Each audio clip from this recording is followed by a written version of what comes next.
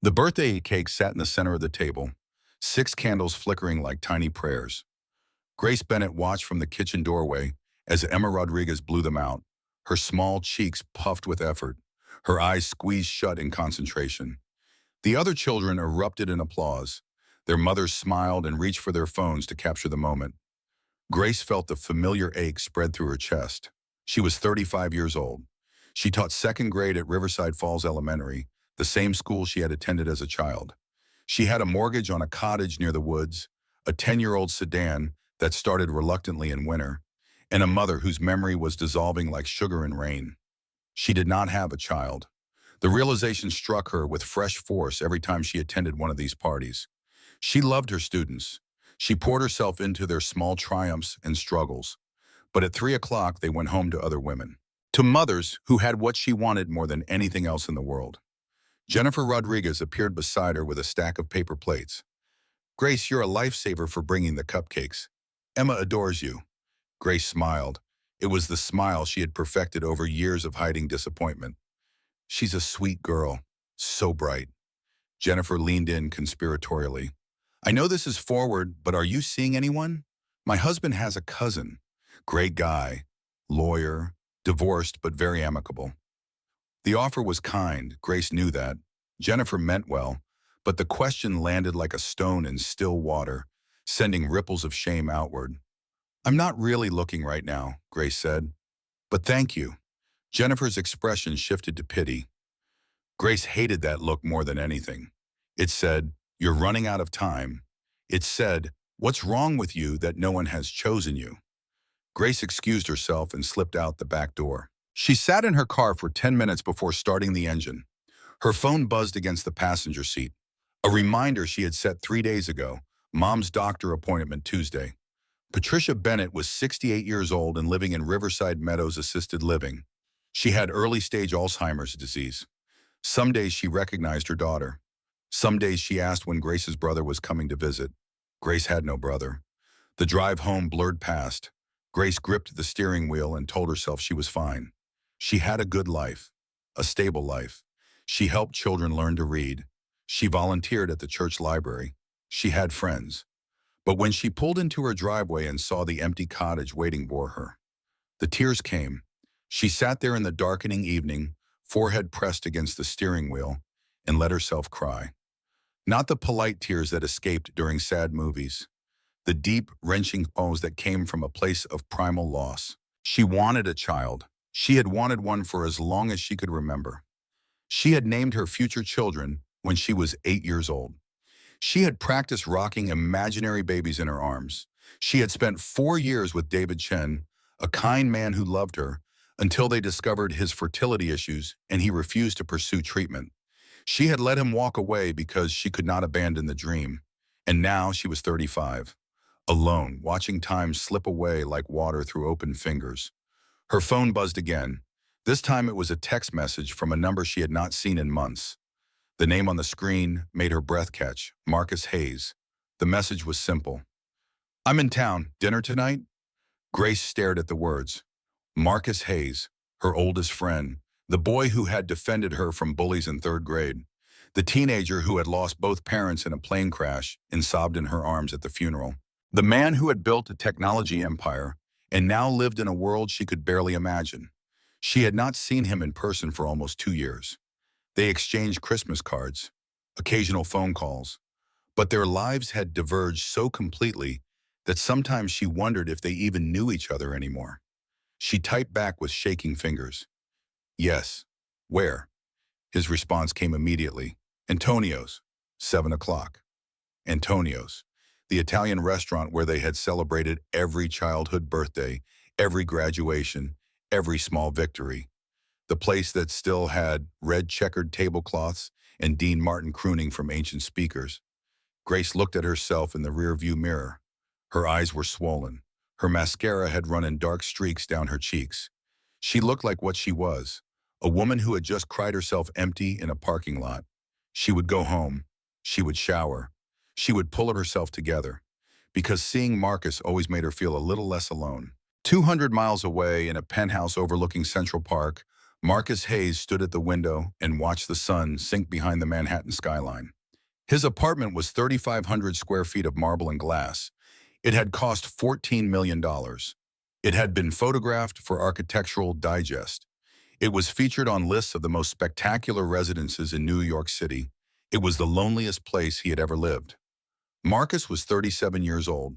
He was the founder and CEO of Hayes Technologies, a company that had revolutionized data security and made him a billionaire before his 35th birthday. He had been featured on the cover of Forbes. He had testified before Congress. He had shaken hands with presidents and prime ministers. He ate breakfast alone every morning at a table that could seat 12. His phone buzzed, a text from his assistant reminding him about the quarterly board meeting on Monday. He dismissed it and scrolled through his contacts instead, looking at names of people he barely knew. Business associates, lawyers, investors, women he had dated for a few weeks or months before they realized he would never love them the way they wanted. His therapist had asked him a question during their last session. Marcus, who do you call when you're afraid? He had not been able to answer. The truth was, there was only one person he had ever truly trusted, one person who had seen him at his absolute worst and stayed, one person who asked nothing from him except his honesty. Grace Bennett. She had been 8 years old when they met, and he had been 10. His parents had moved to Riverside Falls for his father's job, and Marcus had hated everything about the small Ohio town. He was awkward and quiet. He struggled to read.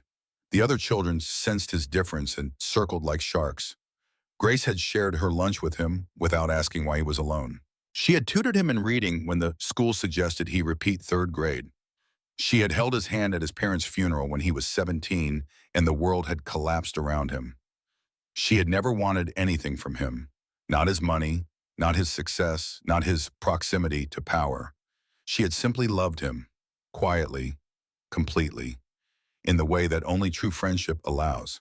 He picked up his phone and typed a message before he could second-guess himself. I'm in town.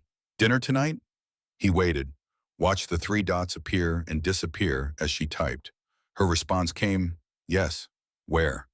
He smiled for the first time in days. Antonio's, 7 o'clock. Then he called his driver and told him to prepare the car. He was going home, to the only place that had ever felt like home, to Grace. Antonio's had not changed in 26 years. Grace arrived first and took a booth in the back corner, the same one they had always claimed as children. The vinyl seats were patched with duct tape. The menu was laminated and sticky. The air smelled of garlic and tomato sauce and decades of accumulated memories. She ordered a glass of red wine and tried to steady her nerves. What did Marcus want? He had sounded strange on the phone. Not upset exactly, but urgent, purposeful. Marcus was always purposeful. He did not do anything without a plan. The door chimed. Grace looked up. Marcus Hayes walked into Antonio's wearing dark jeans and a charcoal sweater.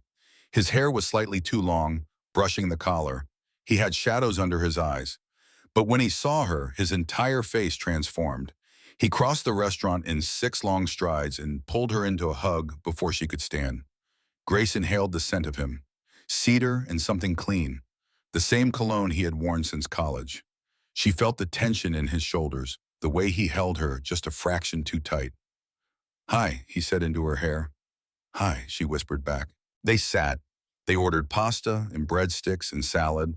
They talked about Surface Thing first, his latest product launch, her students, the weather, the way Riverside Falls refused to change even as the rest of the world hurtled forward. But underneath the words, Grace felt something else, a current of need, of fear. Marcus was holding something back, and she could see it in the way his fingers drummed against the table, the way his eyes kept drifting to her face as if memorizing it. Finally, she set down her fork. Marcus, what's wrong? He stopped mid-sentence, looked at her, really looked at her. How's your mom? He asked quietly. The question pierced her.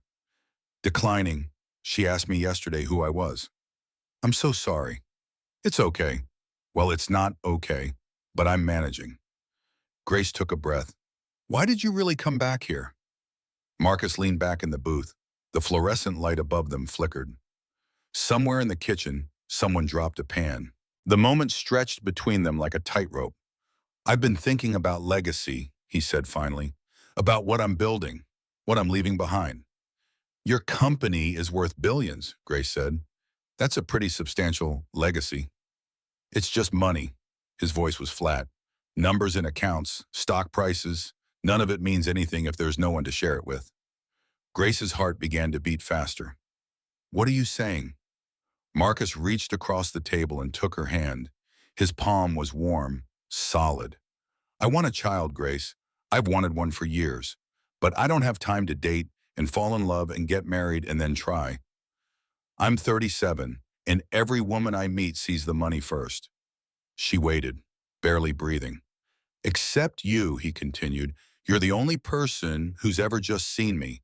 The kid with dead parents, the guy who can't trust anyone. You've never wanted anything from me. Grace's mouth went dry. Marcus, what are you asking? He held her gaze. I'm asking if you would consider having my baby. The restaurant noise faded to white static. Grace felt the world tilt sideways. She pulled her hand back slowly. You're asking me to be a surrogate? No, a co-parent, equal partnership. I'll handle all the medical costs, financial support during pregnancy and after, but this wouldn't be transactional. It would be us, building a family together. Grace's voice came out strangled. Marcus, that's in my name. The... He leaned forward. You want children. I know you do. I know what happened with David. I know you've spent 4 years trying to accept that it might not happen for you. Tears burned in her eyes. How do you know that? Because I know you, better than anyone else in the world.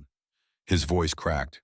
You're kind and principled, and you value family above everything. You would be an incredible mother, and I trust you more than I've ever trusted anyone. Grace shook her head. The tears spilled over. You can't just ask someone to have your baby like you're asking them to co-sign a loan. I'm not asking you because it's convenient. I'm asking because you're the only person I can imagine doing this with.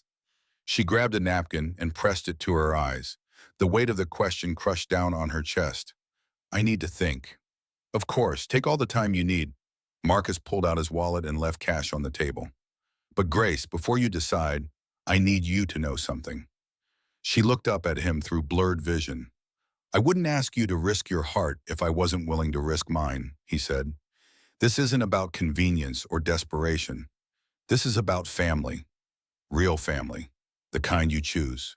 He stood, hesitated, then leaned down and kissed the top of her head like he used to when they were children. Call me when you're ready to talk, he said. No pressure, no judgment. Whatever you decide, we're still us. Then he walked out of Antonio's and left Grace sitting alone in the booth, her world completely upended. Grace did not sleep that night. She lay in bed and stared at the ceiling and replayed the conversation in endless loops. Marcus wanted her to have his baby, not through romance, not through marriage, through a partnership built on 26 years of friendship. It was the most insane thing anyone had ever asked her. It was also the most honest. The next morning, she drove to Riverside Meadows Assisted Living and found her mother in the sunroom, staring out the window at nothing.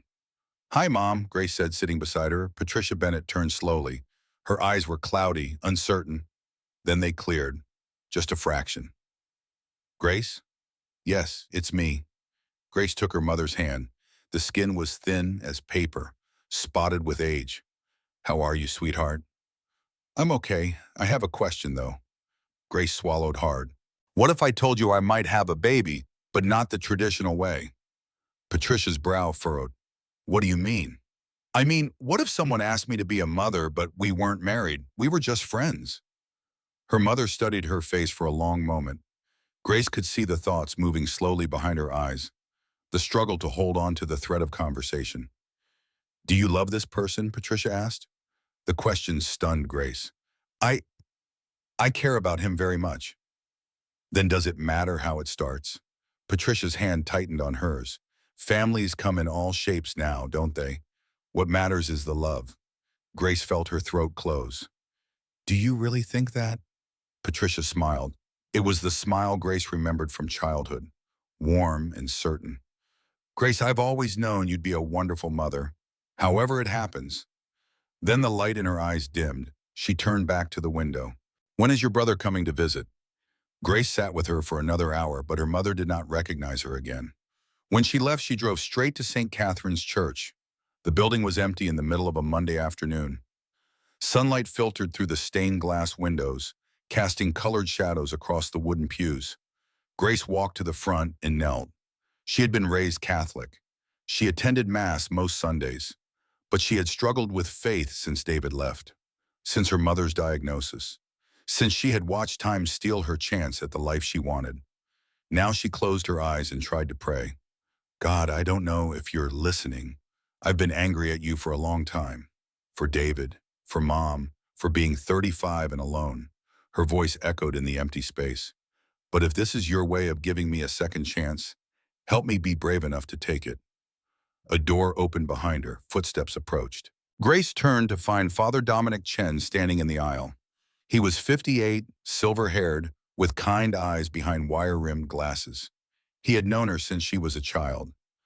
I thought I might find you here, he said gently. Grace wiped her eyes. I need to talk to someone.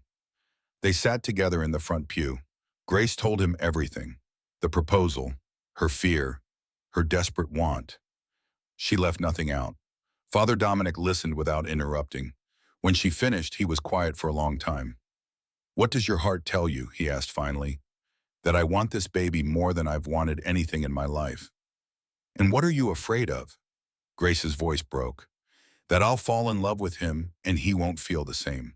That our friendship will be destroyed. That I'll be left with nothing. Father Dominic nodded slowly. Those are real fears. But Grace, let me tell you something about Marcus Hayes. She looked up. I knew him when his parents died. He came to church for 3 years after that. Every single Sunday, he would ask me if you were singing in the choir that week. Father Dominic smiled. He didn't come for God. He came for you. Grace felt her breath catch. That boy has loved you since he was 12 years old, the priest continued. He just doesn't know it yet. Or maybe he does, and he's too afraid to say it. But what if I'm wrong? What if this destroys us? What if you say no and regret it for the rest of your life? Father Dominic placed a hand on her shoulder.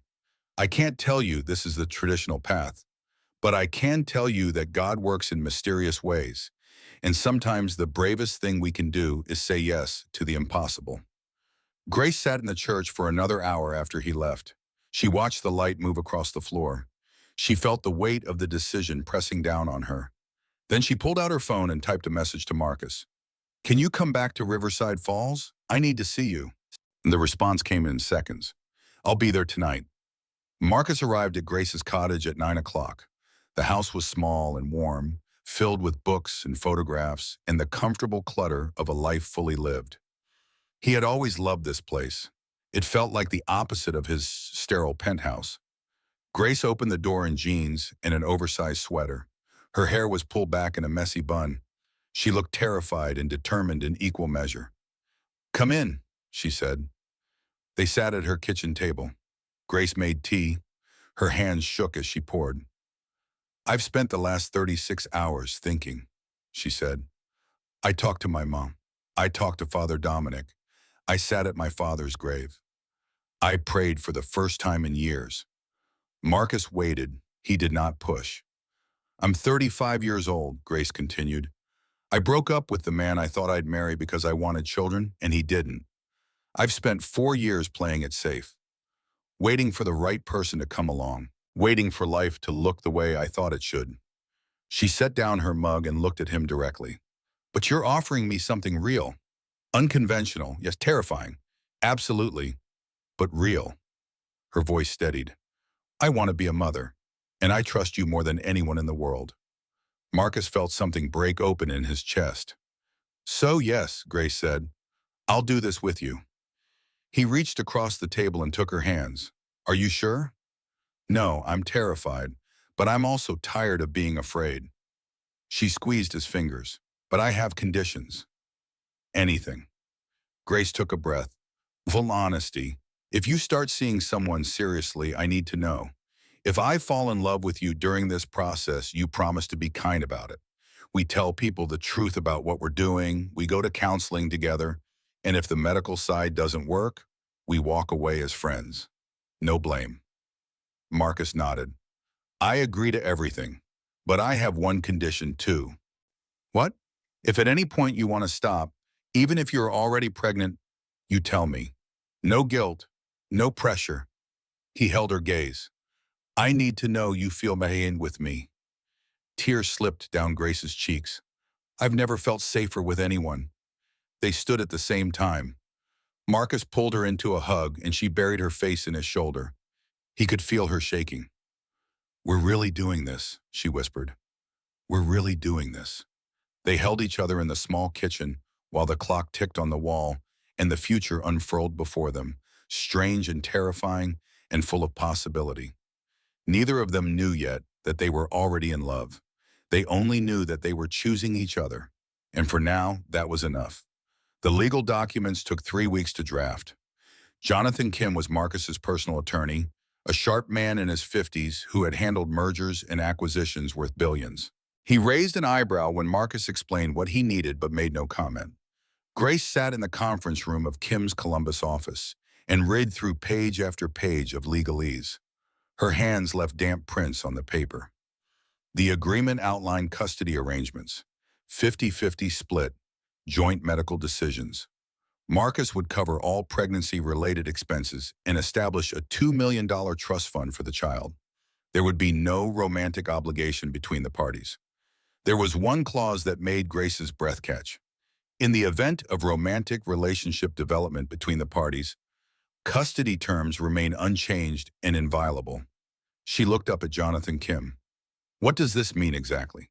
It means if you and Mr. Hayes were to enter into a romantic relationship, your parental rights remain equal. A new spouse of either party would have no automatic claim unless both biological parents agreed to adoption proceedings. Grace glanced at Marcus. He was watching her carefully. What if we fall in love with each other? She asked quietly. Jonathan allowed himself a small smile. Then I imagine you would marry, and this would become a standard parental agreement between spouses. That's not the plan, Marcus said quickly. Plans change, Mr. Hayes. Grace signed on the dotted line. Her signature looked shaky, foreign. Marcus signed beside her. His hand was steady. They were bound now, not by love or marriage, but by intention, by the choice to create a life together. Jonathan shook their hands and wished them luck. In the elevator down to the parking garage, Grace felt panic rising in her throat. I just signed a contract to have your baby, she said. This is real. Marcus pushed the stop button. The elevator jerked to a halt between floors. Look at me, he said. She did. We can still back out, right now, tear up the papers, pretend this never happened. Grace shook her head. I don't want to back out. I'm just scared. Me too. Marcus reached out and tucked a strand of hair behind her ear. The gesture was so gentle it made her want to cry. But we're doing this together. You're not alone in this. She nodded. He released the stop button. The elevator continued its descent. The fertility clinic was in a medical building in downtown Columbus. Dr. Sarah Morrison was in her early 50s, with warm brown eyes and a calm demeanor that immediately put Grace at ease. She reviewed their medical histories, asked questions about their relationship, made no judgment when they explained they were friends pursuing co-parenting. I see this more often than you might think, Dr. Morrison said. Modern families come in many forms. She explained the process. Intrauterine insemination. Grace would track her ovulation cycle, take hormones to stimulate egg production. At the optimal time, Marcus would provide a sample. The doctor would insert the sperm directly into Grace's uterus. Success rate at 35, 10 to 20% per cycle. If 3 cycles failed, they would move to in vitro fertilization. Grace felt sick. That's not very high. No, Dr. Morrison agreed, but you're young enough that we have good odds over multiple attempts. And your preliminary tests look excellent. Marcus reached over and took Grace's hand. She gripped it like a lifeline. They left the clinic with a folder full of instructions: hormone medication, ovulation predictor kits, dietary guidelines, a schedule of appointments. In the car, Grace stared at the paperwork. This is so clinical, she said. I thought I'd feel different, like it would feel momentous. It is momentous. Marcus said. We're trying to create a life. She looked at him. What if it doesn't work? Then we try again. And if it never works? Marcus started the engine. Then we figure out plan B together. Grace, I need you to hear me. This isn't just about having a baby. It's about having a baby with you. If the medical route doesn't work, we'll find another way. She nodded, but the fear remained, coiled tight in her chest. The hormone injections made Grace feel like she was trapped in someone else's body. She administered them herself each evening, pinching the flesh of her abdomen and pushing the needle in. The first few times, she cried. Then she got used to it. The strange ritual of preparing a life. Marcus called every night at 9. How are you feeling? Bloated, emotional, my breasts hurt. I'm sorry. It's not your fault. Grace curled up on her couch with the phone pressed to her ear. Tell me about your day. He would talk about board meetings and product launches and business deals that meant nothing to her. But his voice was soothing, familiar. It made the process feel less lonely. On the weekends, he drove to Riverside Falls.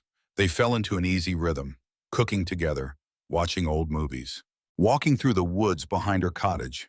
He was there when she felt sick from the hormones. He held her hair back when she vomited. He brought her ginger tea and sat on the bathroom floor with her until the nausea passed. You don't have to do this, she said weakly. Yes, I do. Marcus looked at her, really looked at her. Because you're going through hell to give me something I desperately want. The least I can do is be here. On day 12 of her cycle, the ovulation test came back positive. The insemination was scheduled for the next morning. That night, Marcus stayed in Grace's guest room. Neither of them slept. At 2 in the morning, Grace knocked on his door. Can we talk? She asked. They sat on her back porch in the darkness. The stars were bright above them. The woods whispered with night sounds. I'm terrified, Grace admitted. Of what? That it won't work, that my body will fail, that I'll disappoint you. Marcus turned to face her. You could never disappoint me. But what if I can't get pregnant? What if there's something wrong with me? Then there's nothing wrong with you. It just means we need to try a different path.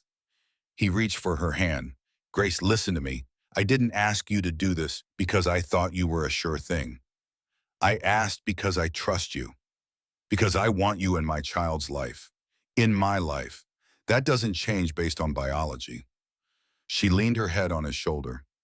They sat there until the sky began to lighten in the east. The clinic waiting room was painted a soothing beige. Soft music played from hidden speakers. Grace filled out forms with shaking hands. Marcus sat beside her, radiating nervous energy. When they called her name, Grace stood. Her legs felt unsteady. Do you want me to come in? Marcus asked. She shook her head. I need to do this part alone.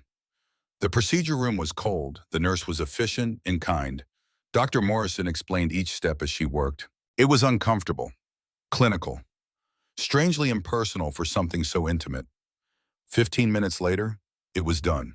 Grace lay on the exam table for the required 20 minutes, stared at the ceiling tiles, tried to imagine a baby growing inside her, tried to feel different. She felt nothing except the dull ache of the procedure and a hollow sense of anticlimax. When she emerged, Marcus stood immediately. How was it? Weird, she said. Just weird. They drove back to Riverside Falls in silence. Grace rested her hand on her abdomen. Somewhere inside her, maybe a life was beginning. Or maybe not. There was no way to know. Marcus walked her to her door. What do you need? I don't know. Rest, I think. Can I stay? We'll work from your couch. You won't even know I'm here. Grace hesitated, then nodded. Okay. He settled in her living room with his laptop. She went to her bedroom and lay down, closed her eyes. She could hear the soft click of his keyboard through the wall. The knowledge that he was there, just in the next room, made something in her chest unclench. She fell asleep thinking, maybe this will work. Maybe I will be a mother. Please, God, please let this work. The 2-week wait was agony. Grace counted the days like a prisoner marking time on a cell wall. She Googled early pregnancy symptoms obsessively. Every twinge, every moment of nausea, every hint of tenderness made her heart race with hope. Marcus called daily, texted hourly. sent care packages filled with books and tea and heating pads. On day 7, Grace's best friend Annie stopped by after school. She taught 4th grade in the classroom next to Grace's. "You look terrible," Annie said, setting a casserole dish on the counter. "Thanks. That's exactly what every woman wants to hear."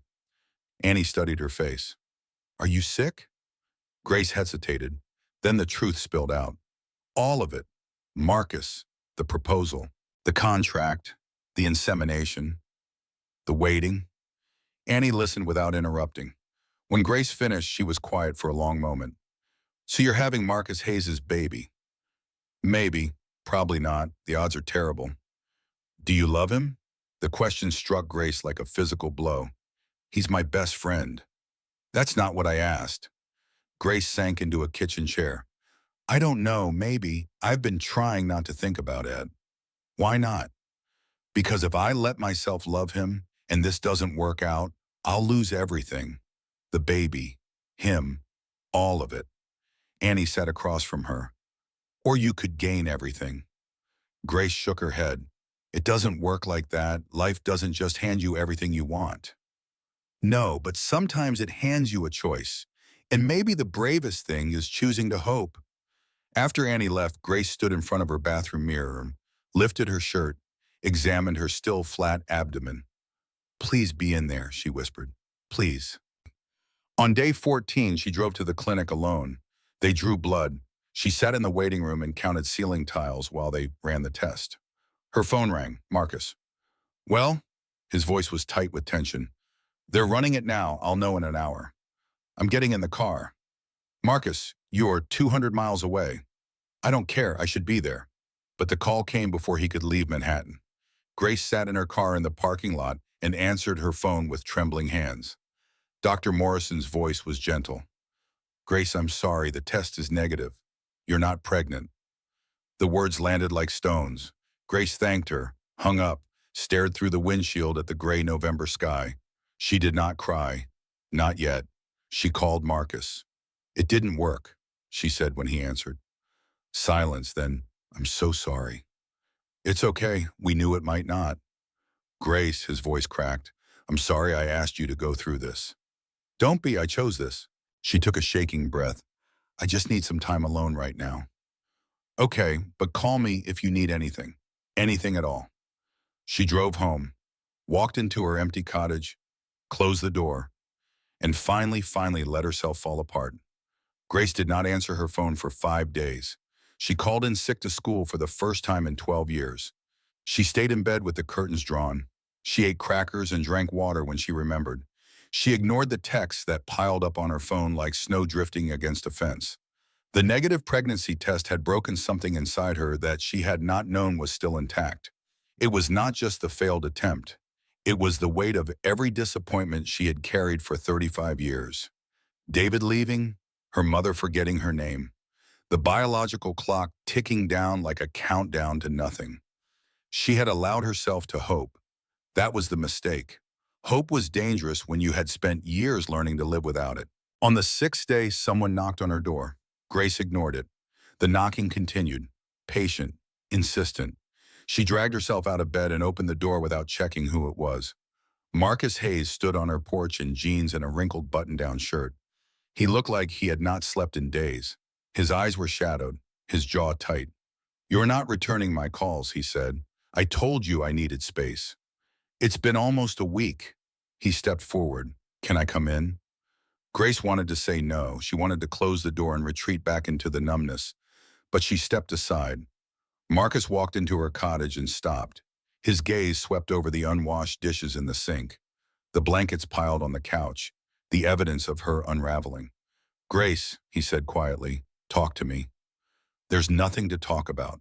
The IUI failed. We knew it might. I'm fine." "You're not fine." She wrapped her arms around herself. "What do you want me to say? That I'm devastated? That I feel like my body failed both of us? Is that what you need to hear?"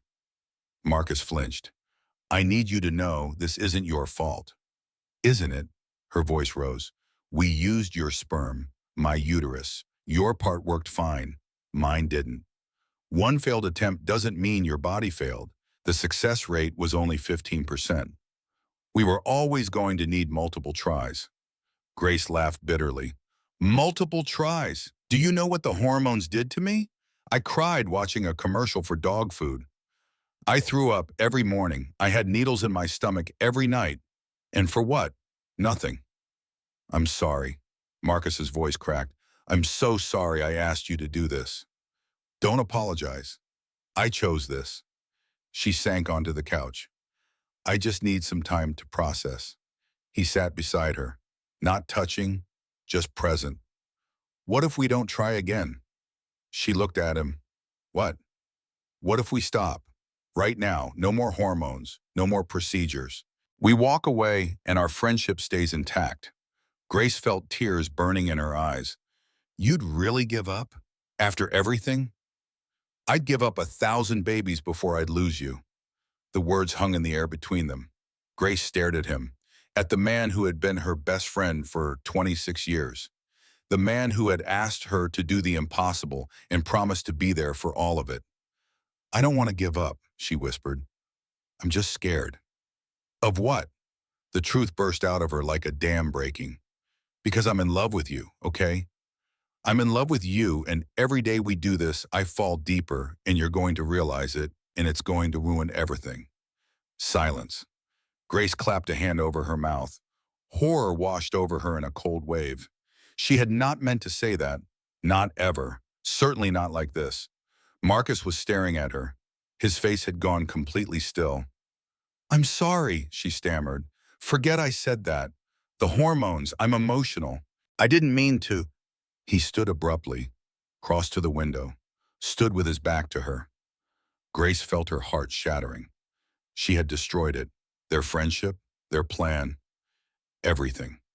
You should go, she said quietly. Marcus turned. His eyes were wet. You're in love with me? Please don't make me say it again. How long? She looked away. I don't know. Maybe always. Maybe just since this started. Does it matter? It matters because I've been lying to myself for 6 weeks. Grace's head snapped up. What? Marcus crossed back to her, knelt on the floor in front of the couch, took her hands in his.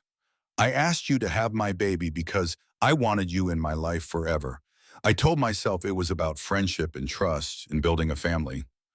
But Grace, I've been in love with you since I was 17 years old, and watching you sing in the church choir was the only thing that made my parents' death bearable. She could not breathe. You're in love with me? Completely. Terrifyingly, I did not let myself admit it because I was afraid of losing you. He pressed her hands to his chest.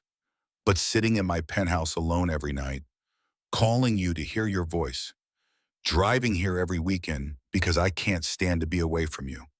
That's not friendship. That's love. Marcus, her voice broke. I don't want to do this as friends anymore, he said. I want to do this as us, really us, if you'll let me try. Grace pulled her hands free. For a moment, Marcus looked stricken. Then she cupped his face and kissed him. It was not gentle. It was 6 weeks of tension and fear and desperate longing colliding all at once. Marcus made a sound in the back of his throat and pulled her down to him. She landed in his lap on the floor. His arms came around her like he was afraid she would disappear. When they finally broke apart, both of them were crying. I love you, Grace whispered against his mouth. I love you so much. I love you. He kissed her again. Slower this time, deeper. I love you. I'm sorry it took me so long to say it. They sat on her living room floor, holding each other until the light outside faded to dusk. Until Grace stopped shaking, until the broken pieces inside her began to knit back together. This was not how she had imagined it, but it was real.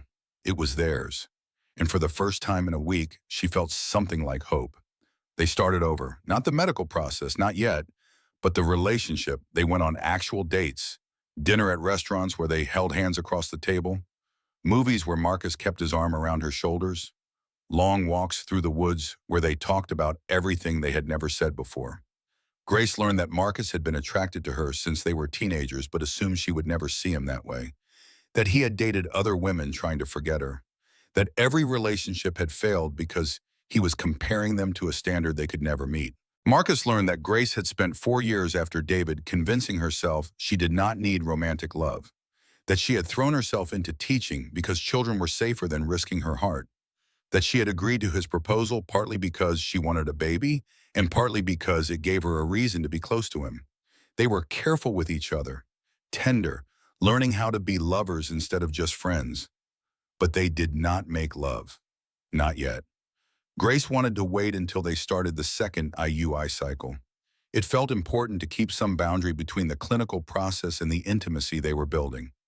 Marcus agreed without question. He seemed content to simply be with her, to wake up on Sunday mornings in her bed with their bodies tangled together and sunlight filtering through the curtains, to make breakfast while she graded papers at the kitchen table, to exist in the small domestic moments that made a life. 3 weeks after the first failed attempt, they went back to Dr. Morrison. The doctor looked between them and smiled. "You two seem different." "We are," Grace said. She laced her fingers through Marcus's. "We're together now, really together." "I'm glad." Dr. Morrison pulled up Grace's chart. "Are you ready to try again?" Grace looked at Marcus. He squeezed her hand. "Yes," she said. "We're ready." The second cycle began. This time Marcus was there for every injection. He sat with Grace on the couch and held her hand while she pushed the needle into her stomach. He brought her ginger ale when the nausea hit. He rubbed her back when she cried from the hormone swings. "You don't have to do this," Grace said one night. "Watch me fall apart over and over." "Yes, I do, because we're in this together now." He kissed her temple.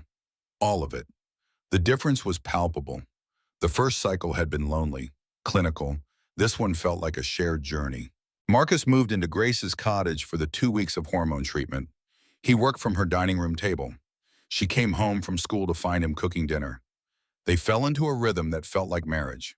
4 days after the IUI procedure, Grace felt restless. The clinical nature of it all, the waiting, the uncertainty. That night, a storm rolled across Ohio. The power went out at 9 o'clock. Grace lit candles. They sat on the couch in the flickering darkness and listened to the storm rage. "Are you nervous about tomorrow?" Marcus asked. "Terrified." "Me too." She turned to look at him. His face was half shadow in the candlelight, beautiful and familiar and utterly hers. "What if it doesn't work again? Then we try a third time, or we move to IVF, or we adopt." He brushed hair back from her face. "But Grace, I need you to understand something. This started because I wanted a child, but it's not about that anymore." "What is it about?"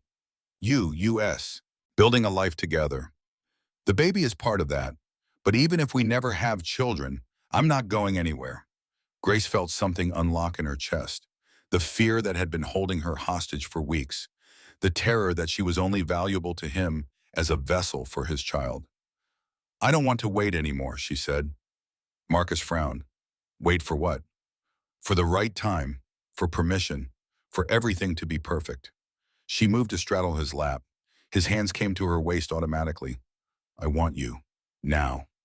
Understanding dawned in his eyes. "Grace, we don't have to rush this. Tomorrow is the procedure. We can wait until after." She kissed him, poured every ounce of longing and fear and desperate love into it. When she pulled back, his pupils were blown wide. "I've waited my whole life for you," she said. "I'm done waiting."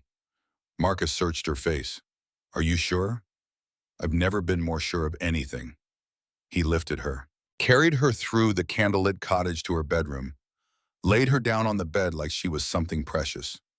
The storm raged outside. Inside, they undressed each other slowly, reverently. Years of friendship had given them familiarity, but this was different. This was sacred. Marcus kissed every inch of her skin, whispered her name like a prayer, moved inside her with a tenderness that made her cry. It was not about creating a child. It was about two people choosing each other completely. Body and soul, present and future. Afterward, they lay tangled together listening to the rain. Grace's head on Marcus's chest, his hand tracing patterns on her bare shoulder. "I love you," he said into the darkness. "I love you too." Neither of them said what they were both thinking. That maybe, just maybe, this night had changed everything. That somewhere in the tangle of their bodies, a life might have begun. but they did not need to say it. The possibility hung in the air between them like a blessing. The second IUI procedure happened on schedule. Grace lay on the exam table while Dr. Morrison worked. Marcus was allowed in this time. He stood beside her and held her hand. "How do you feel?" he asked. "Like I already know the answer." Grace smiled, but hopeful anyway. The 2-week wait began again. But this time, Grace was not alone in it. Marcus stayed in Riverside Falls. They went to school events together, had dinner with Annie and her husband, visited Patricia at the assisted living facility. Grace's mother had a lucid moment when she saw them holding hands. "You two finally figured it out," she said with a knowing smile. "Figured what out, Mom?" "That you were meant for each other. I always knew." On day 7, Grace felt different. A strange pulling sensation low in her abdomen. Tender breasts, fatigue that hit her like a wall at 3 in the afternoon. "It could be the hormones," she told Marcus. "Or it could be something else." She tried not to hope, but hope was insidious. It crept in through the cracks. On day 10, a message appeared on Grace's phone from an unknown number. "I know what you're doing with Marcus Hayes. Be careful." Grace stared at the text. Her stomach turned over. She showed it to Marcus. His jaw went tight. "That's Vanessa's style. My ex-wife." "How would she know?" "I don't know, but I'll handle it." He deleted the text from Grace's phone. "Don't worry about this." But worry had already taken root. On day 14, they drove to the clinic together. Grace's hands shook as the nurse drew her blood. They sat in the parking lot waiting for the call. 45 minutes felt like 45 hours. When Grace's phone finally rang, she almost could not answer it. Marcus took her free hand. "Whatever it says, we're okay." Grace pressed the phone to her ear. "Hello?" Dr. Morrison's voice was warm. "Grace, congratulations. You're pregnant." The world stopped, started again, tilted on its axis. "I'm pregnant?" Grace's voice came out strangled. "Your HG is 112. That's a strong number for day 14. We'll retest in 48 hours to confirm it's doubling. But this is very good news." Grace hung up, turned to Marcus. His face was a question. "I'm pregnant," she whispered. For a moment, neither of them moved. Then Marcus pulled her across the console into his arms. They held each other and cried. Relief and joy and terror all mixed together. "We did it," he said into her hair. "We did it." They drove back to Riverside Falls in a daze, called Father Dominic, told Annie, made plans they were too superstitious to speak aloud. That night, lying in bed, Marcus rested his hand on Grace's still flat stomach. "Is it from the IUI or from us? Does it matter?" "No." He kissed her shoulder. "Either way, it's ours." Grace closed her eyes, let herself imagine a baby. A child with Marcus's dark eyes and her smile. A family built on 26 years of friendship and 6 weeks of falling in love. It felt like a miracle. It felt like everything she had ever wanted. And for 2 perfect weeks, it was. The first ultrasound was scheduled for week 6. Grace and Marcus sat in the dim exam room while Dr. Morrison moved the wand across Grace's abdomen. The screen showed shadows and shapes that meant nothing to untrained eyes. Then a flicker, fast and rhythmic. "There," Dr. Morrison said. "That's the heartbeat." Grace gasped. Marcus squeezed her hands so hard it hurt. They watched their baby's heart beat on the screen, 120 times per minute. Perfect and strong and real. "Everything looks exactly as it should," and Dr. Morrison said. "Congratulations. You're officially parents." In the parking lot afterward, Marcus pulled Grace into a fierce hug. "I can't believe it's real." "It's real." She was crying again. She seemed to cry constantly now. "We're having a baby." They told no one else, not yet. It was too early, too precious, too fragile. But Grace carried the secret inside her like a flame. She touched her stomach when no one was watching, whispered to the tiny life growing there, made promises she intended to keep. 2 days after the ultrasound, everything changed. Grace was sitting at her desk after school when her phone began to vibrate. Text after text, calls from numbers she did not recognize. She opened her email, found dozens of messages from reporters. Her hands went numb. She clicked on a link one of them had sent. It led to a technology news blog. The headline made her vision blur. Tech billionaire Marcus Hayes in unconventional baby arrangement with small-town teacher. The article detailed everything. The co-parenting contract, the IUI attempts, Grace's age and occupation, the town she lived in. It implied she had trapped Marcus for money, called her opportunistic, suggested the whole thing was a scheme. Grace's phone rang. Marcus, have you seen it? His voice was tight with fury. Yeah, I'm going to find out who leaked this and destroy them. Grace's call waiting beeped. The school principal. Her stomach dropped. Marcus, I have to go. The school is calling. She switched lines. Hello? Principal Thornton's voice was strained. Grace, we need to talk. Can you come to my office? 20 minutes later, Grace sat across from Thornton's desk. The principal was 60 years old. He had hired Grace fresh out of college. He had always been kind to her. Now he looked uncomfortable, trapped. I've received calls from several parents, he said carefully, about your situation. My situation? The article, the pregnancy, the arrangement with Mr. Hayes. Heat flooded Grace's face. My personal life is my own business. Normally, yes. But when it becomes public and parents are questioning whether you should be around their children, are you firing me? Her voice was ice. No, but the school board is meeting Friday. They may ask you to take leave. Grace stood. Her legs felt unsteady. I've taught here for 12 years. I've never been anything but professional. I know, and I'll advocate for you. But Grace, you need to prepare yourself. The board may not be sympathetic. She walked out of his office, through the empty hallways of the school where she had poured her heart for over a decade, past her classroom with its reading corner and alphabet posters and photographs of smiling students. She had worked so hard to build a life here, and now it was crumbling. In her car, she called Marcus. He answered on the first ring. The school board is meeting Friday, she said. They're going to ask me to take leave. Silence, then. I'm coming to Riverside Falls, tonight.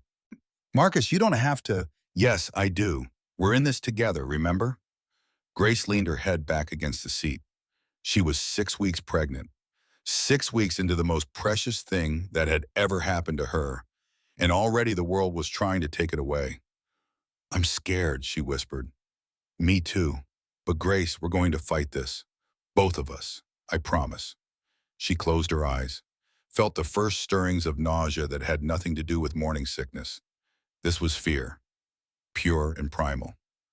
But underneath it, something else, something stronger. She was not the scared woman who had sat in a parking lot crying 6 weeks ago. She was not alone anymore. She had Marcus.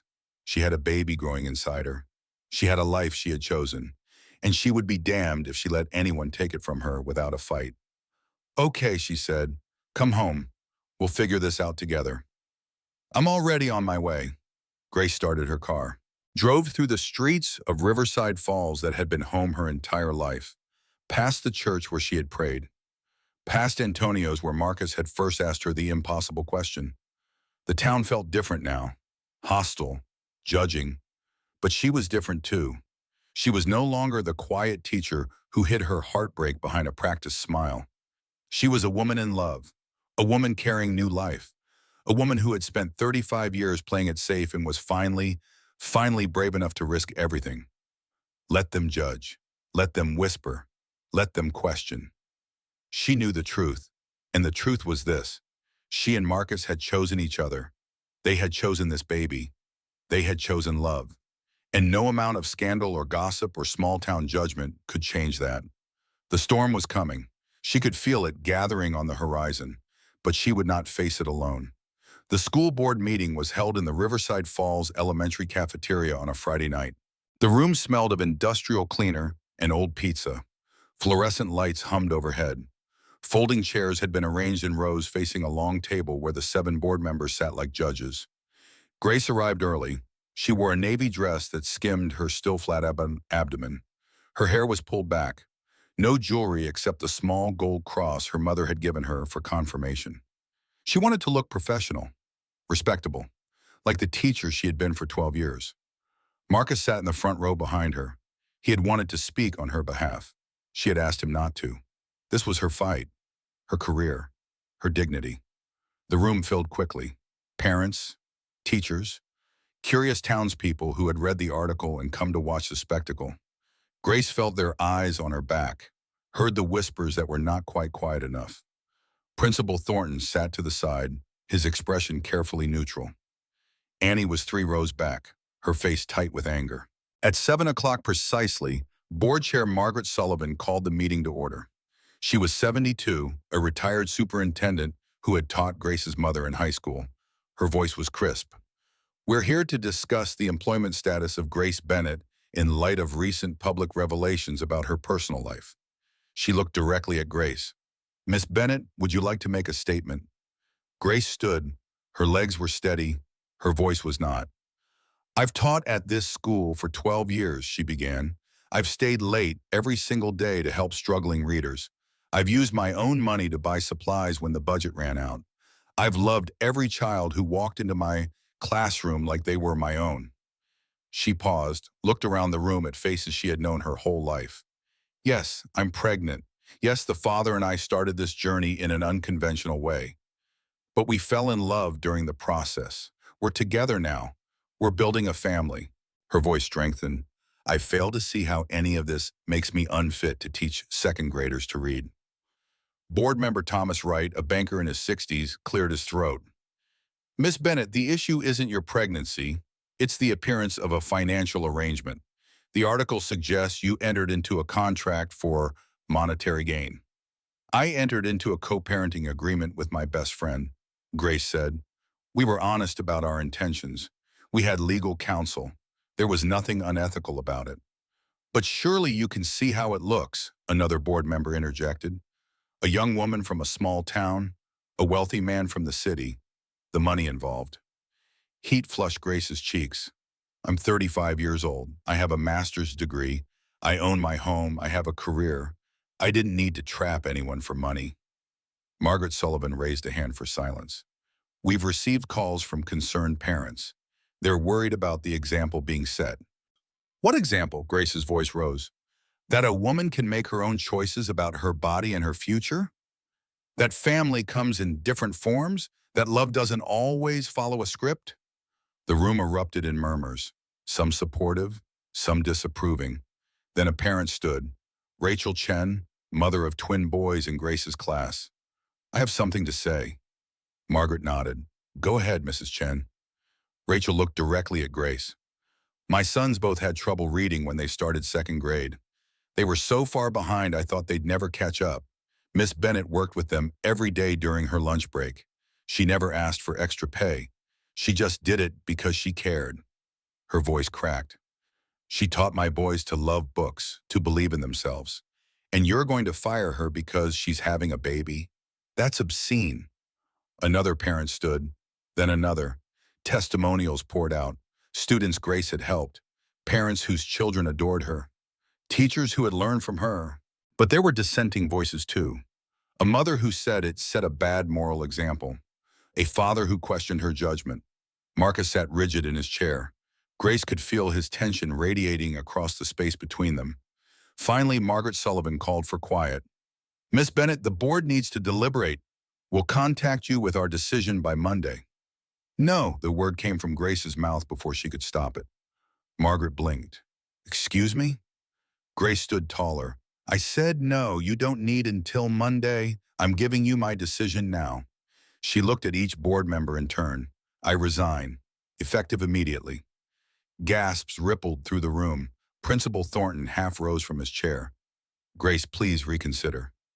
I've reconsidered for the last hour while you debated my worth as a human being. Grace's voice was steady now, clear. I refuse to work for people who think my personal choices make me unfit to teach children basic literacy. She turned to face the room. Found Rachel Chen's eyes. Thank you for speaking up for me. All of you who did. I'll never forget it. Then she looked at the parents who had remained silent, the ones who had whispered. And to those who judged me without knowing the whole story, I hope your children grow up to be braver than you are. She picked up her bag and walked toward the door. Marcus stood as she passed. Their eyes met. She gave him the smallest nod. Outside, the November air was cold and sharp. Grace walked to her car on shaking legs, made it inside, locked the doors. Then she let herself break. She had just quit the job she loved, the career she had built. 12 years of her life surrendered in a moment of pride and pain. The passenger door opened. Marcus slid in beside her. He did not speak, just pulled her across the console into his arms and let her sob against his chest. "I'm proud of you," he said finally. "You were magnificent." "I just ended my career." "No, you stood up for yourself. There's a difference." Grace pulled back, wiped her eyes. "What do I do now?" Marcus cupped her face in his hands. "Now we fight back. Together." The press conference was Marcus's idea. His public relations team arranged everything. A conference room at Hayes Technologies headquarters in Manhattan. Major media outlets invited. A carefully crafted statement prepared. Grace resisted at first. She did not want to be tabloid fodder, did not want to expose herself further. But Marcus convinced her. If we don't tell our story, someone else will. At least this way, it's in our own words. They spent 2 days preparing, going over potential questions, practicing answers, learning to present a united front. The night before the conference, they stayed in Marcus's penthouse. Grace could not sleep. She stood at the floor-to-ceiling windows, looking out at the city lights, and tried to imagine what would happen tomorrow. Marcus came up behind her, wrapped his arms around her waist. His hands settled over her abdomen where their baby was growing. "What are you thinking?" he asked. "That a year ago I was a quiet teacher in a small town. Now I'm about to face the national media. You don't have to do this, we can cancel." Grace turned in his arms. "No, you're right. We need to control our narrative." She took a breath. "I'm just scared." "Me too." They stood there in the darkness, holding each other. Two people who had stumbled into something bigger than they had planned. Love and consequence in a baby that would arrive in 7 months, whether they were ready or not. The conference room was packed. Cameras lined the back wall. Journalists filled every seat. The air crackled with anticipation. Grace and Marcus sat at a table facing the crowd. She wore a simple gray dress. He wore a dark suit. Their hands were clasped on top of the table where everyone could see. Marcus spoke first. His voice was steady, authoritative. The voice of a CEO who had testified before Congress. "Grace Bennett and I have been friends for 26 years. Last fall, I asked her to help me start a family. It was unconventional, but it was honest. We entered into a co-parenting agreement with full legal counsel and complete transparency." He paused, looked at Grace. "During the medical process, we fell in love. This isn't a scandal. It's a love story that happened to start backward." Grace took over. She had practiced this part until the words felt natural. "I'm a teacher. I've spent my career helping children learn and grow. I've always wanted to be a mother. When Marcus asked me, I said yes because I trusted him completely, because I wanted a family, because sometimes the traditional path isn't available and you have to create your own." The questions came rapid fire. A reporter from the New York Times. "Miss Bennett, critics say you did this for financial gain. How do you respond?" Grace met the woman's eyes. "I have a master's degree and 12 years of teaching experience. I own my home. I have a career. I didn't need money. I needed someone I could trust to build a family with." That's what Marcus offered. A man from CNN. "Mr. Hayes, are you concerned about the legal implications of this arrangement?" Marcus's jaw tightened.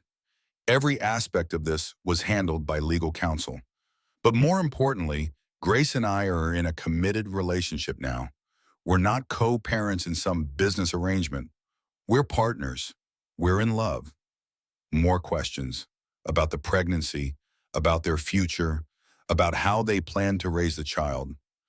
Grace answered with grace. Marcus with certainty. They presented a united front. Then a reporter near the front raised her hand. "Mr. Hayes, are you planning to marry Miss Bennett?" The room went silent. Marcus turned to look at Grace. Something flickered in his eyes. "Decision," he stood. "That's between Grace and me, but yes, I intend to marry her." Grace's breath caught. They had not discussed this. Not publicly. Not like this. Marcus walked around the table. The cameras tracked his movement. He knelt beside Grace's chair. The room erupted in Kate. Cameras flashing, reporters shouting questions. Marcus ignored all of it. He pulled a small velvet box from his pocket. opened it. Inside was a platinum ring with a single diamond, simple and perfect. "I'm doing this wrong again," he said, loud enough for the microphones to catch. "But I don't care any more about doing things the right way. I care about doing them with you." Grace's eyes filled with tears. "Marry me," Marcus said. "Not because of the baby, not because of the scandal. Because I love you, because I want to grow old with you, because you're the bravest person I know and I don't want to spend another day without calling you my wife." The room held its breath. Grace looked at him, at the man who had been her best friend for 26 years, who had asked her to do the impossible, who had fallen in love with her in the process, who was now proposing marriage in front of cameras and reporters and the entire watching world. It was insane, impulsive, completely unlike the careful, ordered life she had always lived. It was perfect. "Yes," she said through her tears. "You idiot. Yes." He slipped the ring onto her finger, pulled her to her feet, kissed her while cameras flashed and reporters applauded and the whole world watched them choose each other. When they finally broke apart, both of them were crying. Marcus turned to face the cameras. "There's your story. We're getting married. We're having a baby. And anyone who has a problem with that can go to hell." The press conference dissolved into chaos after that. Questions shouted, photographers jockeying for position. But Grace and Marcus were already leaving, hands clasped, smiling through tears. In the car, Grace stared at the ring on her finger. "You just proposed to me on live television." "I know, I'm sorry. I should have asked in private first." "Are you kidding?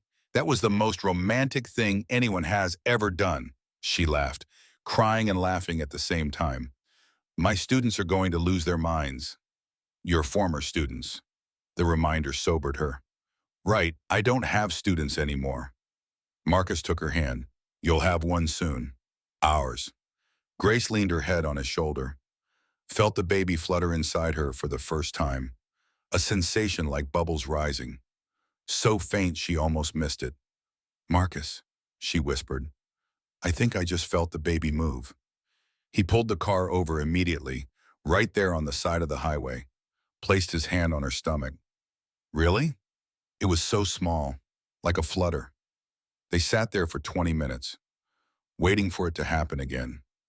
Cars rushed past, the city hummed around them, but inside their small bubble, time stood still. The flutter came again, tiny, unmistakable. Marcus's eyes went wide. "I felt it. Grace, I felt our baby." They held each other in the front seat of the car and cried. Happy tears this time, tears of wonder and gratitude and overwhelming love. They were going to be parents. They were going to be married. And they were going to be a family. The wedding took place 5 weeks later at St. Catherine's Church. Grace was 14 weeks pregnant, just barely showing. She wore an ivory gown with an empire waist that her mother's dressmaker had created in a week of frantic sewing. The ceremony was small, 75 guests. Annie stood as maid of honor, Marcus's business partner as best man. Patricia Bennett sat in the front row, lucid for once, tears streaming down her face. Father Dominic Chen presided. He had known them both since childhood. His voice was warm as he addressed the congregation. This couple began their journey in an unconventional way. But if we're honest, all great love stories are unconventional. God doesn't call us to follow scripts. He calls us to follow our hearts toward his purpose. Grace barely heard the words. She was focused on Marcus. On the way, he looked at her like she was the only person in the world. On the way, his hands trembled when he took hers. The vows were self-written. Marcus went first. "Grace, 26 years ago, you sat next to a lonely kid and made him feel less alone. Every day since, you've done the same thing. I asked you to have my baby because I couldn't imagine anyone else as the mother of my child. But the truth is, I couldn't imagine anyone else as my wife either. I just didn't have the courage to say it." His voice cracked. "I promise to be the father our son deserves and the husband you have always deserved. I promise to choose you every day for the rest of my life." Grace's turn. She had written her vows at 3 in the morning, unable to sleep, overcome with emotion. "Marcus, you've been my best friend, my confidant, my safe place. When you asked me to do the impossible, I said yes. Not because of the baby, but because it was you asking. Somewhere between the contracts and the clinic visits and the fear, I fell in love with you. Or maybe I was always in love with you and just didn't have the words. She squeezed his hands. I promise to be your home, the way you've been mine. I promise to raise our son with the diamond love we've built between us. I choose you, today and every day. Father Dominic smiled. By the power vested in me by Bone and the state of New York, I now pronounce you husband and wife. Marcus, you may kiss your bride. The kiss was long and sweet. The congregation erupted in applause. Somewhere in Grace's womb, their baby kicked. They walked back down the aisle together. Husband and wife, parents-to-be, two people who had found each other in the most unlikely way and chosen to build something beautiful. The reception was held at Marcus's newly purchased estate an hour outside the city. Rolling lawns, a mansion that had been in disrepair and was now meticulously restored. Grace had spent weeks helping design the nursery on the third floor. They danced to their first song, The Way You Look Tonight. Marcus held her close, one hand on the small of her back, the other resting on her growing belly. How do you feel, he asked, like the luckiest person alive. Me too. Patricia Bennett was wheeled onto the dance floor for the mother-daughter dance. Grace held her mother's hands and swayed gently to the music. Patricia smiled, but her eyes were distant, lost in some other time. My daughter is so beautiful, she said. Grace kissed her forehead. Thank you, Mom. 20 minutes later, Patricia did not remember the wedding had happened. But Grace had the dance. She had the moment. That was enough. The second trimester was gentle. The morning sickness faded. Energy returned. Grace's body began to change in earnest. Her breast grew heavy, her belly rounded. She glowed with a luminescence that had nothing to do with cosmetics and everything to do with life growing inside her. They settled into the estate. Marcus worked from home most days. Grace read voraciously, books on pregnancy and childbirth and infant care. She took prenatal yoga classes, walked the grounds every morning. At 20 weeks, they learned the baby's sex. Dr. Morrison smiled as she moved the ultrasound wand. Do you want to know? Grace and Marcus looked at each other, nodded in unison. It's a boy. Marcus's eyes filled with tears. A son. We're having a son. Grace watched the screen, saw the tiny profile, the button nose, the perfect fingers. Hi, baby boy. We can't wait to meet you. They named him that night, sitting on the couch in what would soon be his nursery, paint samples scattered around them. Richard, Marcus said. After my father. Rick for short. Richard Marcus Hayes. Grace tested the name, smiled. Rick Hayes, I love it. The pregnancy progressed without complication, but at 32 weeks, Grace's blood pressure began to climb. Dr. Morrison ordered modified bed rest. No work, no stress, feet elevated, regular monitoring. Marcus went into full protective mode. He barely left her side, brought her meals in bed, read aloud to her from books she loved, rubbed her swollen feet every evening. You don't have to do this, Grace said. I'm fine. You're not fine. Your blood pressure was elevated. I'm not taking any chances. He kissed her forehead. Just let me take care of you. At 34 weeks, the numbers climbed higher. Protein appeared in her urine. Preeclampsia. Dr. Morrison was calm but firm. We need to deliver soon, 36 weeks at the latest. Rick will be a little early, but should do fine with a brief NICU stay if needed. Grace felt fear coil in her stomach. What if something goes wrong? Then we handle it. But Grace, you're in good hands. We'll monitor you closely. The final 2 weeks crawled past. Grace was admitted to the hospital for observation. Marcus moved into her room, slept in the chair beside her bed, held her hand through every test and monitoring session. At 36 weeks, in 2 days, her blood pressure spiked dangerously. Dr. Morrison made the call. We're inducing labor today. Grace's water broke naturally an hour later, as if Rick had been waiting for permission. Labor began gently, contractions 5 minutes apart, manageable.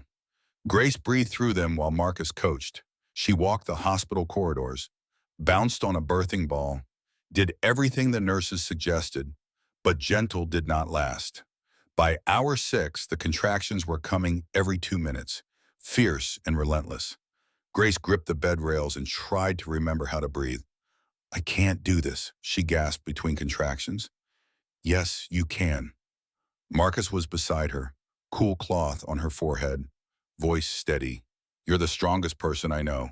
I want the epidural. Okay, I'll get the nurse. The anesthesiologist arrived, placed the epidural. Sweet relief flooded through Grace's body. She could think again, breathe again, but labor slowed. Hours crawled past. Grace dilated to 7 centimeters, installed there.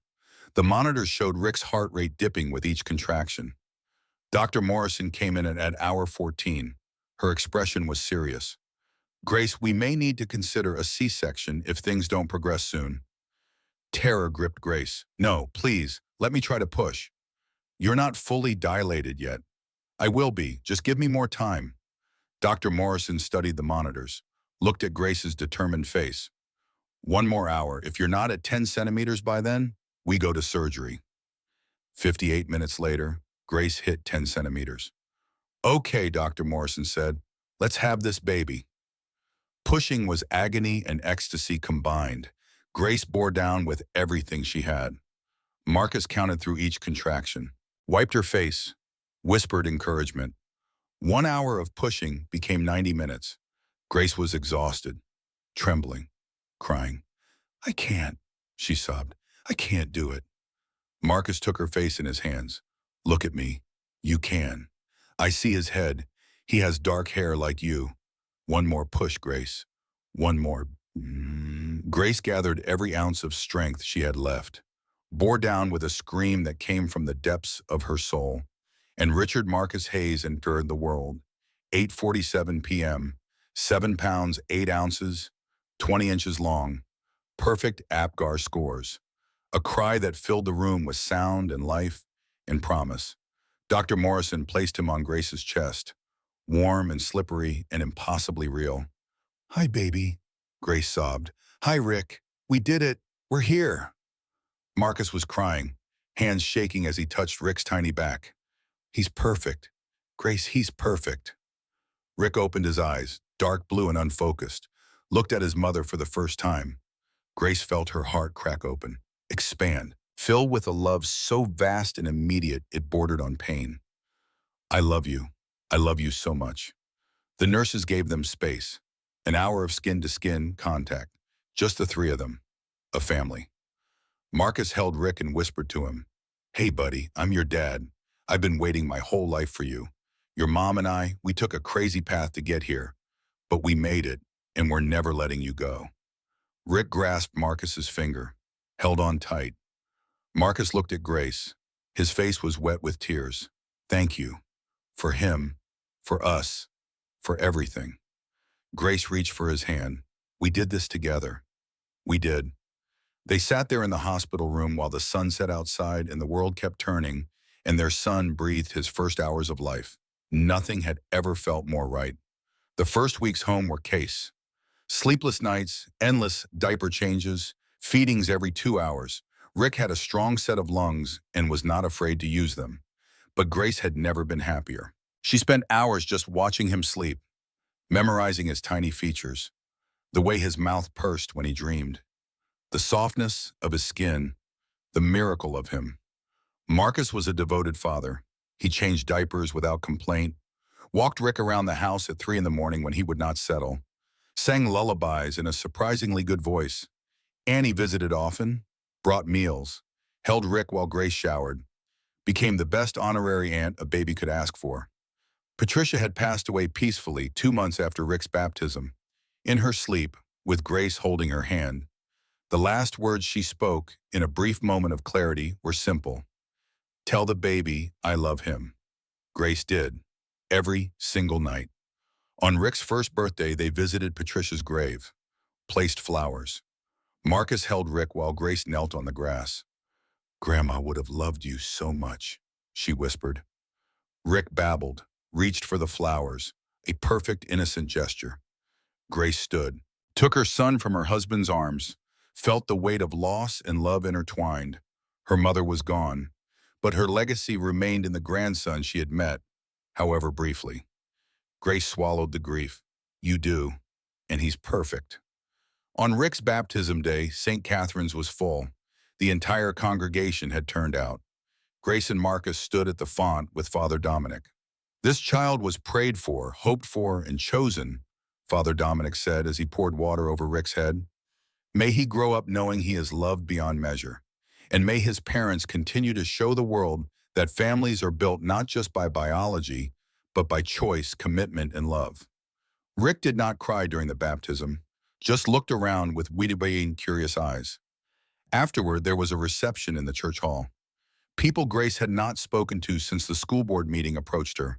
Some to apologize, some to congratulate, some just to see the baby. Rachel Chen brought her twin boys.